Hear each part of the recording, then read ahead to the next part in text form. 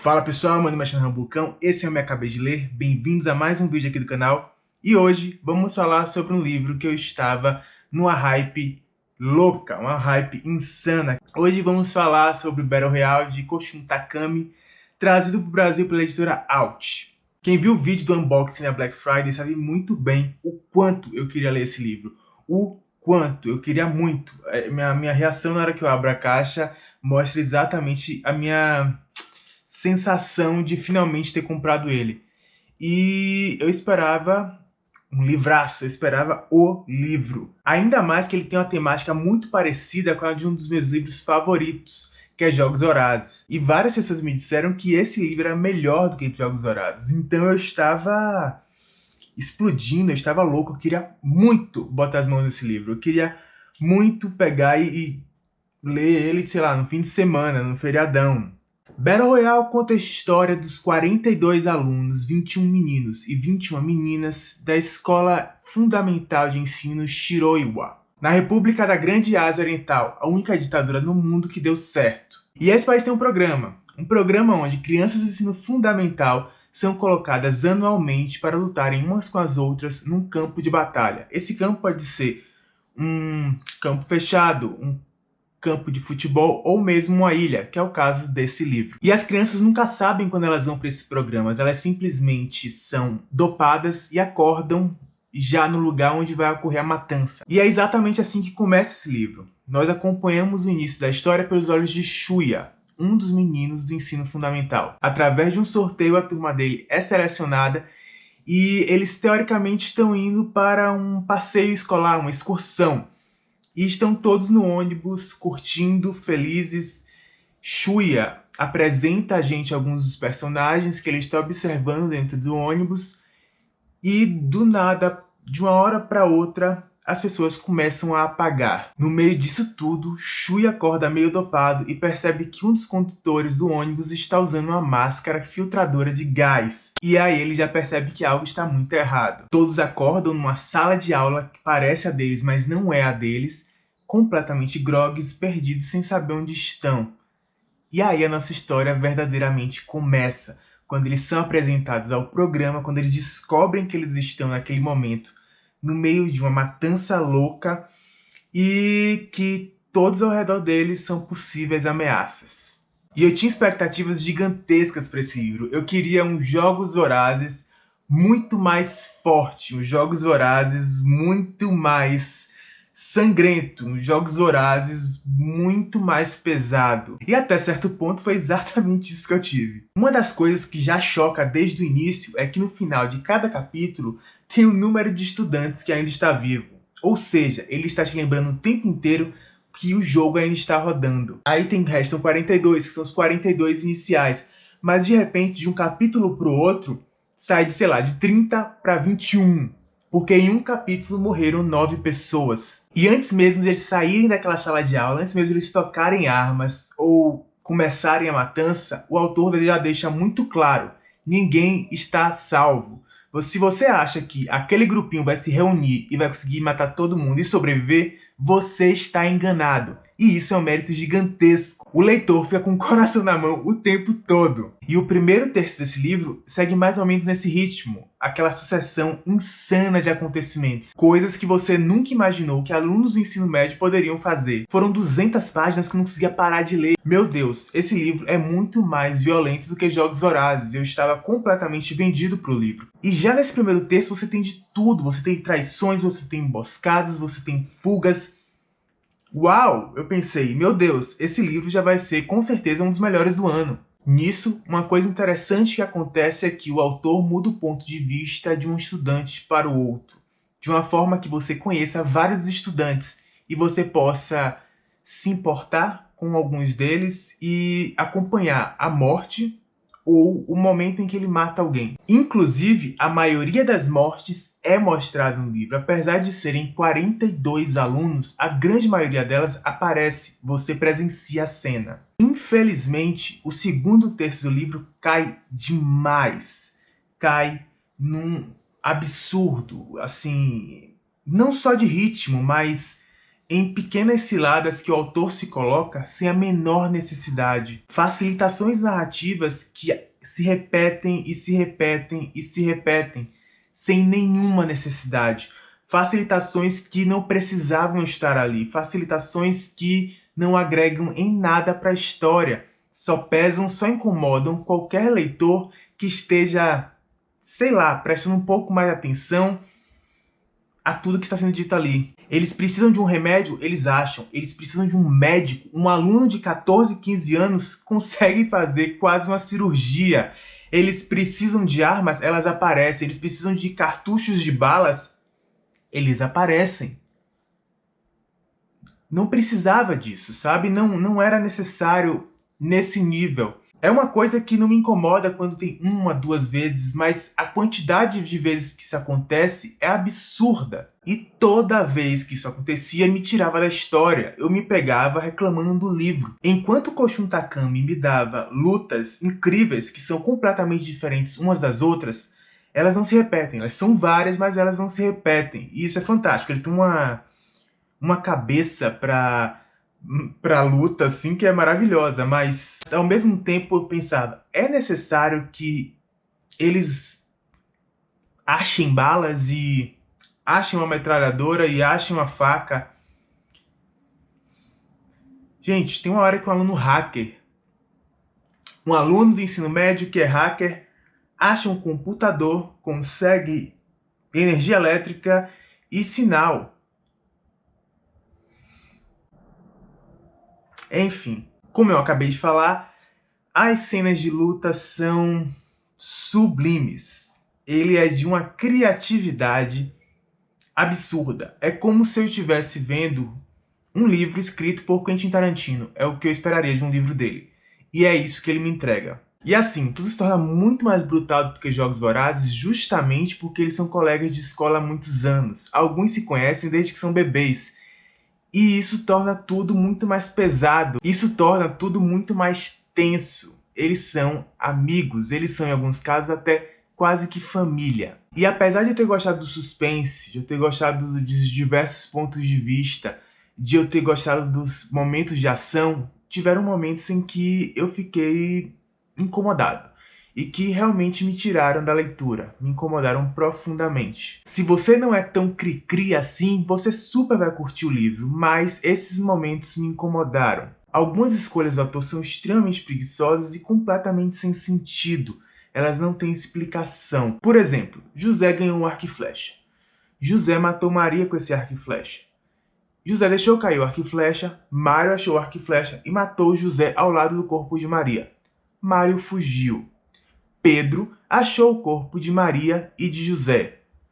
Pedro, que não estava no lugar na hora que todo mundo morreu, olha para aquilo e diz: eu já entendi.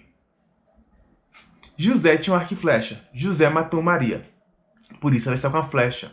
José também tem uma flecha nas costas. Eu aposto que ele foi desarmado ou perdeu a arma, alguém pegou a arma dele e matou ele pelas costas. E eu aposto que foi Mário. Ele nem estava lá, não faz o menor sentido. E isso acontece algumas vezes. Eu ouvi uma explosão, eu aposto que foi Roberto. E foi Roberto, só que ele está no outro lado da ilha. E não tinha como você saber. Isso acontece principalmente no segundo texto do livro, com uma frequência absurda. E por isso me incomodei tanto com o meio do livro.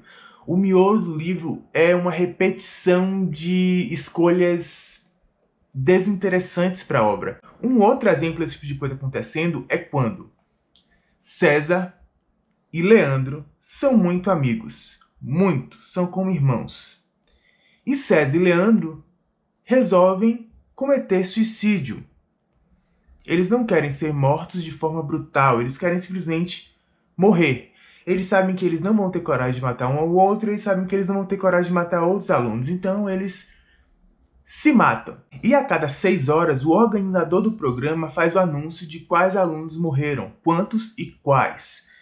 E aí, nessas primeiras 6 horas, esses dois se matam, só que, sei lá, mais 8 pessoas morrem, então um grupo de 10.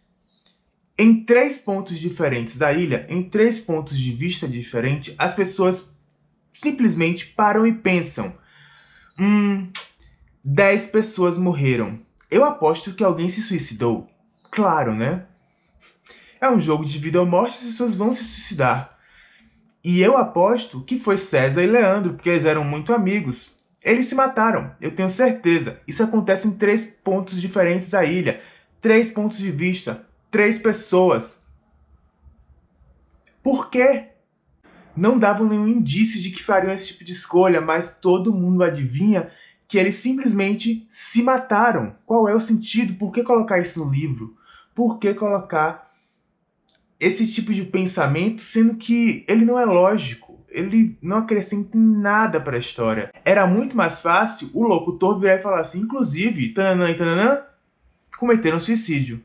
Nesse meio do livro, esse tipo de coisa acontece com tanta frequência que em certo momento os alunos começam a adivinhar o pensamento uns dos outros. O tempo todo. Seja em um combate ou numa simples conversa. E às vezes eles nem se conhecem direito.